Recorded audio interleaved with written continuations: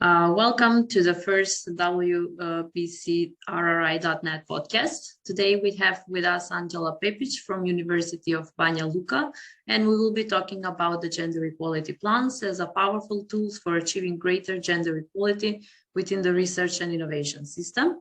The gender equality plan is a set of actions that aim to promote gender equality through institutional and cultural change in research and innovation organization, thus contributing to the creation of gender equal working environments, integrating better the gender dimension in research work and projects, improving the overall relevance of the knowledge and research results for the society. Andjela is the head of the Entrepreneurship and Technology Transfer Center and one of the team members involved in the gender audit and development of the first gender equality plan at the University of Banja Luka for the period of 2022 until 2026. She is a member of the Gender Equality Advisory Board at the University of Banja Luka for the period October 2021 until October 2025. As well as a chair of the working group of gender and ethics established within the WBC-RRI.net project.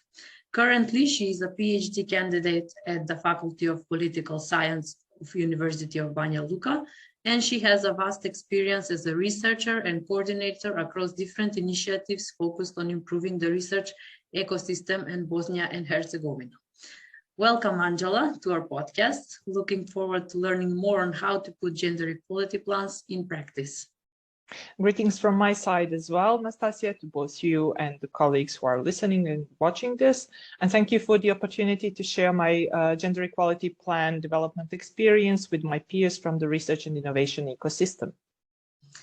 For greater gender equality, changes are needed at both system and institutional levels. What does it mean to bring institutional change when it comes to gender equality? So if we speak about gender equality, especially in terms of the research and innovation ecosystem, then we speak about the representation of women across different fields of studies, different sciences, different disciplines, but also across different positions, managerial ones especially, so the decision-making bodies. When we talk about it, usually we recall the figures that are published by the European Commission on called the SHE figures, and those figures usually point out that there is still a small but significant improvements, of course, in the field of research and innovation when it comes to gender equality. If we compare the figures from 2010 and 2018, which are the latest ones published in the SHE figures report for 2021, then we see that there is a gradual improvement of female representation in the, especially in the STEM fields, but there is still a small percentage compared to men, of course, of those who are both in STEM fields, but also at the decision-making positions.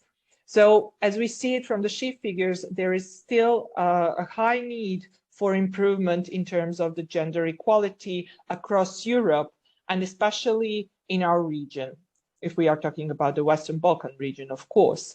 So in order to achieve those changes and to improve not just the numbers, but also the quality behind those numbers, then we have to bring about some institutional change, because the entire change comes from within the institutions and the culture within the organizations.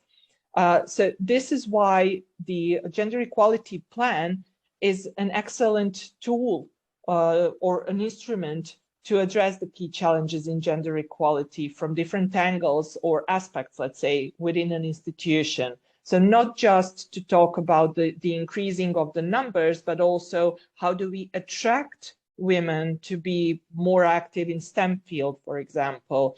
How do we motivate them to pursue some higher positions in terms of the decision-making bodies? How do we support them? Not just women, but also men in some other fields where men are underrepresented, let's say. So this is why it is important to have at least some sort of a gender equality plan within an institution in order to tackle those challenges, to bring about change. So it's not just a mere response to the Horizon Europe requirements, because as we know from 2022 and onwards, gender equality plan is a requirement for all public institutions in order to obtain Horizon Europe grant funds. But it is also a recommended tool for any organization. It doesn't matter if it's obligatory or not, to use it in order to improve their institutional culture and also to kind of support female and men, of course, to bring about a systemic change and a systemic response in order to achieve the higher satisfaction at work for all employees. So this is why gender equality plans are so important. And for us, if we look at these numbers, if we recall it compared to the SHE figures at the University of Banja Luka, this is why it was also important for us to bring this gender equality plan into place, is the fact that when we looked at the numbers, we saw that we are also weak, let's say, in female representation in governing and decision-making bodies, where they represent around 27% compared to men. And then also in terms of the student population, we have higher number of female students across different levels of study who are more active in social sciences and humanities rather than in STEM, which is something that we would like to improve, let's say, and change a bit. But also when we look at the gender equality among researchers in terms of the academic progression levels, we see that even though we have more teaching assistants, senior teaching assistants or research fellows and assistant professors who are female compared to men, the numbers change when you come to higher levels of academic positions. So then we have less associate professors and full professors who are female compared to men. And this also goes again in compared to social sciences and humanities and STEM fields, there are more of those who are in social sciences and humanities. So this is something that we wanted to tackle with our gender equality plan. Okay, so you've been involved in the overall process of preparing the gender equality plan for the University of Banja Luka. How the process looked like? What were the key steps undertaken? So thank you for this question, because I think it's quite important to understand that the process of development of the gender equality plan takes time. So it's not just for you to draft some measures and say, okay, this is what we are going to do. You have to see what is your starting point. What do you already have at your institution, or what should you think about as in terms of improving?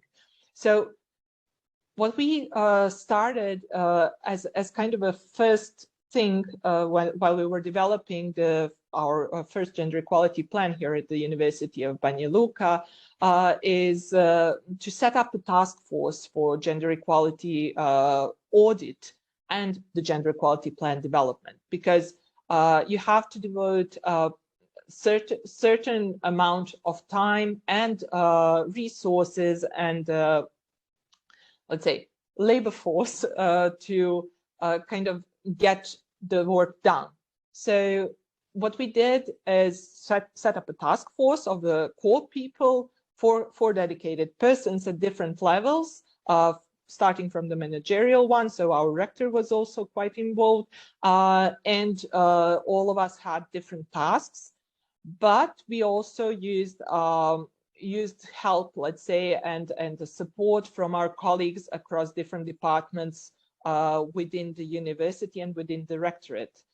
What we also did, we used the WBCRRI net resources as well to a certain extent, and also obtained funding from the Ministry of Civil Affairs of Bosnia and Herzegovina through a grant to support this ongoing Horizon 2020 project. And this is how we funded our preparatory phase, let's say, and gender audit. So what we did is, since we were kind of we didn't know from the very beginning on what we are supposed to do and how we are supposed to conduct the gender equality audit, what we did is we first obtained some advice and support from our colleagues from the Center for Social Innovations in Vienna, who were already quite involved in a number of different projects, Horizon 2020 projects, focusing on gender equality across Europe. So we used their advice and support in order to start and set up a concrete plan on how to do the gender equality audit. So what we did then, we actually explored the landscape. So what is already out there, so not to invent the wheel, so to say, and we used useful examples or tools that were developed in different Horizon 2020 projects like GEAR, SAGE, Plotina, SPEAR, and so on. And we adjusted those tools to our specific institutional, let's say, structure and culture. So after that, we also used the opportunity of taking part at events to exchange knowledge and experience throughout the process of gender equality audit and gender equality plan development, which was, for example, the first WBCRRI-NET event focusing on gender equality held in July 2021, where we kind of collected also examples from other colleagues who have already developed their gender equality plans and use their experience in terms of the common mistakes that are that usually happen throughout the process. So this was quite important for us because we were like newcomers in this process of developing a gender equality plan. And then what we did, we actually decided to focus on 5 key areas for gender equality plan. This was governance bodies, key actors and decision makers. We focused also on recruitment, retention, and career progression.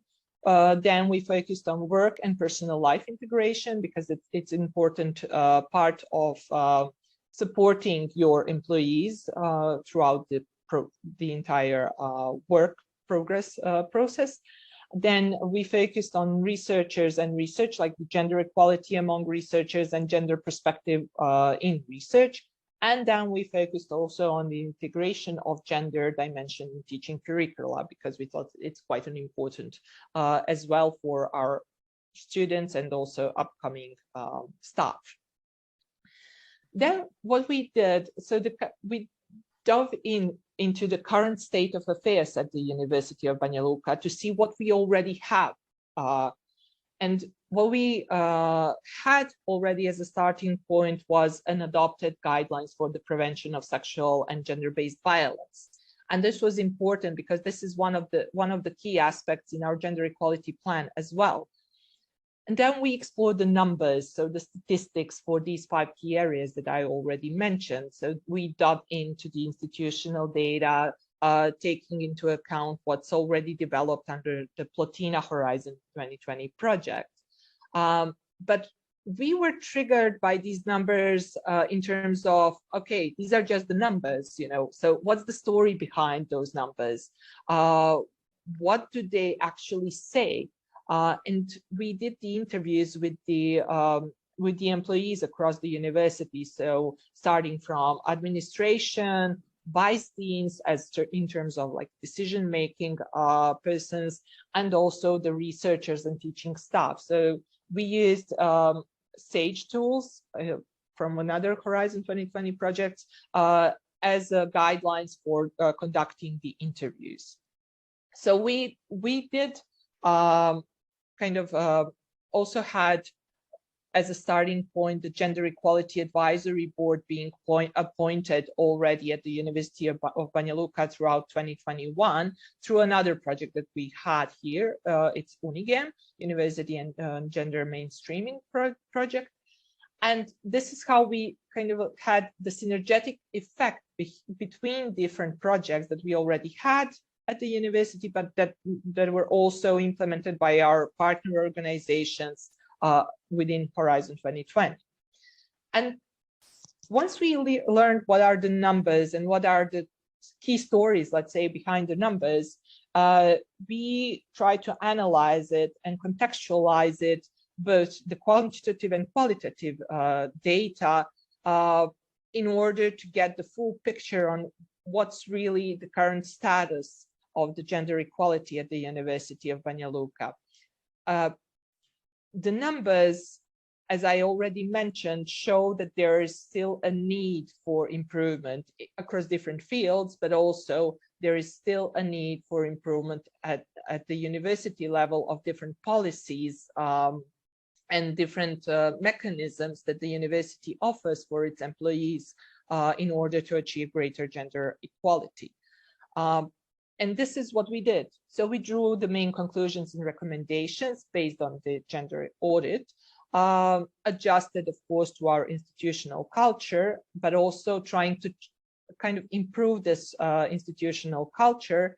And we wrote the draft of the gender equality plan, sent it to our gender equality advisory board for comments in order to have some kind of like external overview of what we did. And then we sent it out to the Senate of the University of Banja Luka as the highest body in charge of making decisions of this type. And in December 2021, the Senate unanimously adopted the entire document, both the analysis and the gender equality plan. And after that, we made it both in English and in local language as a public document at the University of Banja Luka website. So it's publicly available for anyone who wants to check out the process and how it looks. You are more than welcome to do so. This was quite helpful. Thank you for sharing with our audience. So what are the next steps? How do you know if the efforts for bringing institutional change reaped success? Okay, so yeah, the entire work was quite an in-depth process, and through developing the gender equality plan, we have already started to make some change, because when you do the interviews with the employees, then you see how throughout the interview itself, the employees start to realize some aspects of the gender equality that they didn't take into account before, but they are now realizing that it is a story of gender equality, especially if we talk about the work-life balance, and especially in terms of the motherhood and so on. So when we realized that, it's quite important also to promote the gender equality plan to all the employees, not just those that were interviewed, across the faculties and departments of the University of Banja Luka. So this is one of our next steps. But also the implementation of the gender equality plan in line with the designed activities is something that we have already started to work on, especially because the Gender Equality Advisory Board is one of the key bodies in charge of these activities as well. But implementing and promoting is one thing, but monitoring what is already achieved, and whether some of the things that we have done have reaped some success is part of the monitoring and reporting within our gender equality plan, and that is something that we will continuously do throughout 2021 or 2022, sorry. And at the end of 2022, we will do the analysis of whether and to what extent some aspects that we tackled, let's say, with our gender equality plan and the activities envisaged have, let's say, brought about at least a slight change within the University of Banja Luka. For us, it is also important to have participation in knowledge and experience sharing through different activities within as well the WBCRRI net, such as the community of practice that is being developed within this project, in terms of sharing our experiences with other colleagues and the institutions across the region, in terms of not just drafting and bringing about the gender equality plan, but also the obstacles in the implementation of gender equality plan. Because only through exchange of experiences, I guess, we can learn better on how to improve our actions. And this is something that we want to achieve through this community of practice.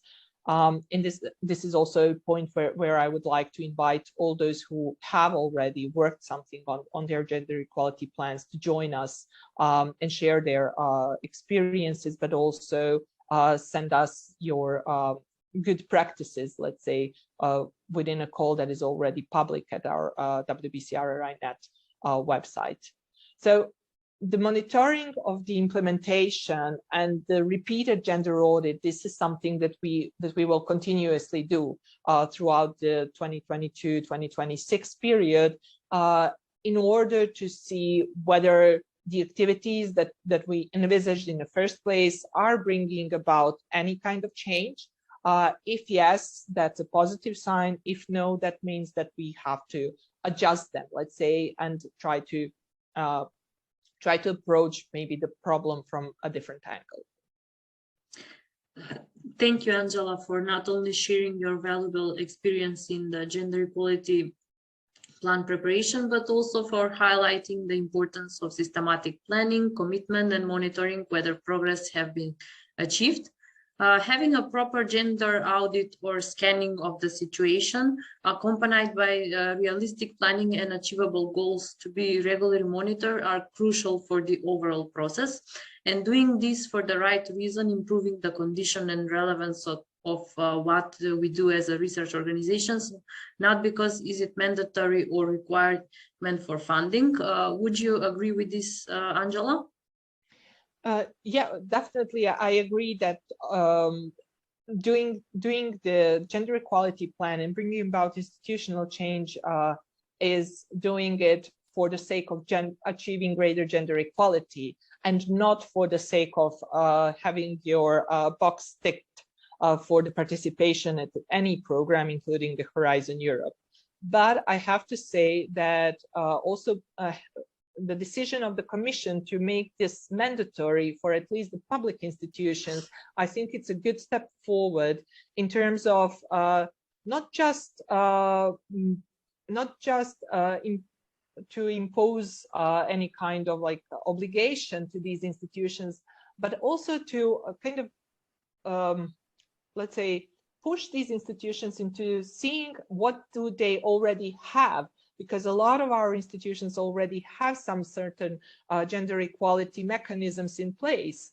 It doesn't have to be called gender equality plan, but there are some mechanisms, and there are also some parts where we should do better, let's say, to improve the conditions for the female, but also male researchers within our research organizations, and not just for the sake of saying, oh, we have these measures, but also for the sake of actually improving the work and the work experience of all of our employees.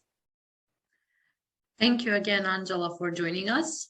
Thanks to all for watching. If you would like to learn more about responsible research and innovation in the Western Balkans, follow us on social media. You can find the links below.